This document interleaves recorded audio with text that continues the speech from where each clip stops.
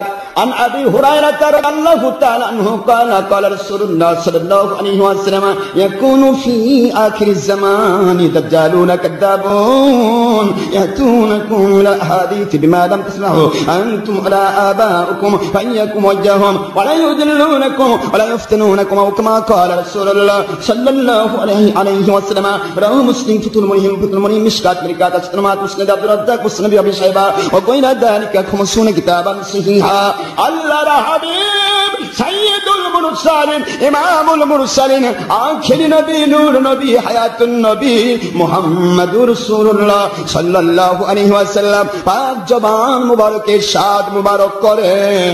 এ দুনিয়ার মুসলমানেরা ১৫০০ বছর আগে হাজার বছর আগে আমি আখির রাসূল ভবিষ্যৎবাণী করে যাচ্ছি ইয়াকুনু হবে ফি আখিরিজ জামান আখিরি জামানায় এক শ্রেণীর মানুষ বের হবে দাজ্জালুন কাযযাবুন দাজ্জাল কাযযাব নামে মিথ্যাবাদী নামে এক শ্রেণীর মৌলভী মুন্সি মুফতি মুহাদ্দিস ধর্মের লেবেলধারী বেঈমানেরা এরা বের হয়ে যাবে। এরা কি এদের পরিচয় কেমনে পাবে, কেমনে বুঝবে এরা দাজ্জাল, কেমনে বুঝবে এরা কাযযাব? এদের চেহারা থাকবে আল্লাহওয়ালার মতো, এদের শরীর থাকবে আল্লাহওয়ালার মতো, এদের পোশাক পরিচ্ছদ থাকবে আল্লাহওয়ালার মতো, সব কাজ তারা দেখাবে আল্লাহওয়ালার মতো, কিন্তু দাজ্জাল কাযযাব তোমরা প্রমাণ করবে কেমনে? আল্লাহর হাবিব হুজুর পাক সাল্লাল্লাহু আলাইহি ওয়াসাল্লাম বলেন ইয়াতুনাকুম মিনাল আহাদিস এমন সব হাদিস তোমাদের কাছে বলবে, এমন সব কথা তোমাদের কাছে বলবে বিমা লাম তাসমাউ আনতুম ওয়ালা আবাউকুম যেগুলি তোমরা কোনোদিন শোনো নাই, তোমার বাপ দাদা 14 পুরুষ কোনোদিন শোনে না। আল্লাহু আকবার বলে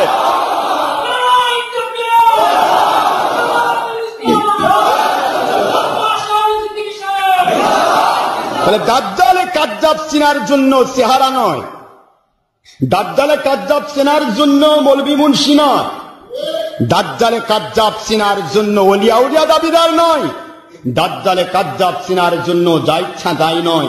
আমার নবীজি সিম্পটম দিয়েছেন তারা এমন সব কথা বলবে যা তোমরা কোনোদিন শোনোনি, তোমার বাপ দাদা 14 পুরুষ কোনোদিন শোনেনি।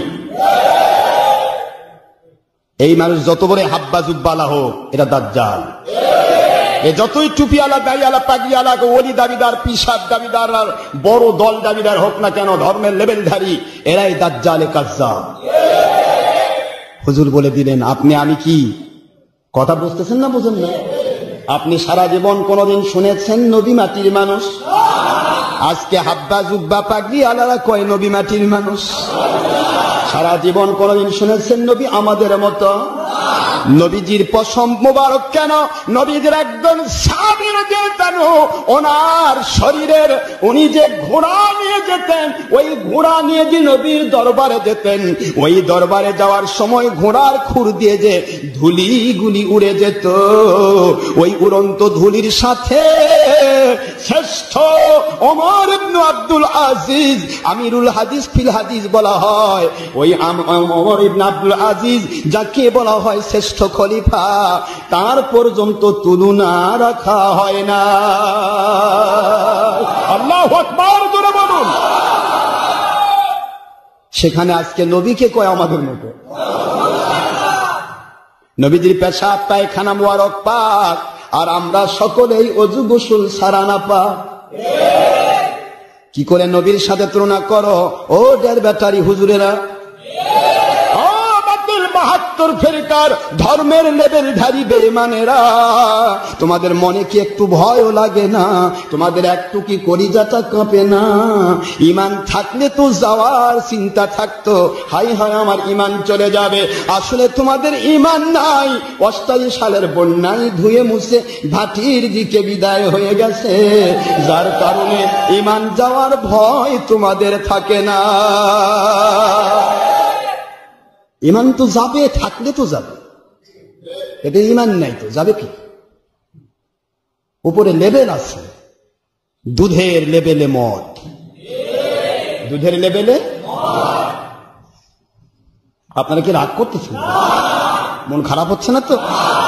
সত্য কথা, সত্যবাদীদেরকে মধুর চাইতে মিষ্টি লাগবে, কারণ মধু খেলে জিহ্বার নিচে গেলে তখন আর ভালো লাগে না, কিন্তু সত্য কথা জান্নাত পর্যন্ত মজা। আর সত্য কথা মিথ্যাবাদীর কাছে বিষের চাইতেও বেশি তিতা লাগবে, কারণ বিষ খেলে মরে, আর মিথ্যার পথে চললে জাহান্নামের আগুনে জ্বলে। কথা কি বুঝতে পেরেছেন? আমি আপনাদের খেদমতে বলছি, সত্যবাদীকে আমাদের সত্য কথা ভালো লাগে। দলের স্বার্থে যদি আপনি বাঁকা না হন, অর্থের স্বার্থে, দুনিয়ার স্বার্থে যদি আপনি কুঁজা না হন, আল্লাহর কসম ডক্টর আশরাফ সিদ্দিকীর একটি কথাও আপনার কষ্ট লাগবে না। যদি কষ্ট লাগে বুঝবেন আপনি আল্লাহ এবং নবীকে মানার জন্য ইসলাম বলছেন না, মানছেন না, আপনি দল আর দুনিয়ার স্বার্থে ইসলামের লেভেল ধরেছেন। মুখস্থ করে রাখুন, এই কথাগুলি খুবই ভালোভাবে জেনে রাখা দরকার, কারণ আমরা কাউকে হিট করার উদ্দেশ্যে কথা বলি না, আমরা বলি মানুষকে সংশোধন করে দেওয়ার জন্য।